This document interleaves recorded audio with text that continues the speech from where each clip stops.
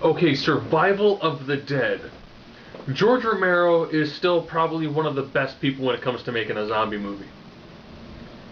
You know, the night, dawn, day, phenomenal movies. Even the remakes actually aren't that bad. They're still really plausible and actually work. This zombie movie, however, stumbles a lot. There aren't that much in the way of practical effects. Sometimes you see an obvious CGI kill, and they're not done very well.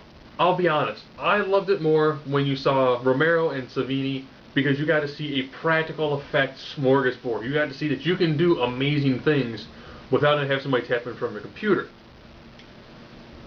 You get that sometimes in this. You still get solid practical work, but you do get a few really bad CGI kills. Now, having started off with that, this is a lot less of man versus zombie. You know, in previous installments, you still have the human conflict, but it's always bracketed by the zombie apocalypse. In this one, like a month after the zombie outbreak has happened, people are trying to survive, hence the term survival of the dead. The difference is this one focuses almost entirely on the humans. And then he throws in kind of like a hillbilly sort of rivalry. So you have, I think, like the O'Flynns and the Muldoons, and they hate each other, and they're constantly trying to kill each other because they have two different philosophies.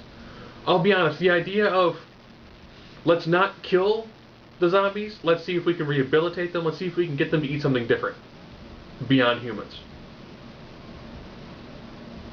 Okay, the idea of, trying to cultivate zombies and trying to live with them, or even finding a cure to bring them back. Those are actually interesting concepts. However, he's done them before. I think was it Day of the Dead? Yeah, I want to say, I want to say it was Day. That's when they were trying to have the humans do repetitive tasks. Showing them how to do basic stuff like, oh, you remembered how to use a razor. In this one, it never really gets that far. The groundwork's laid, but it never really hits the full fruition. I know in the past he's captured things like capitalism and materialism. That's why they had to take place in a mall.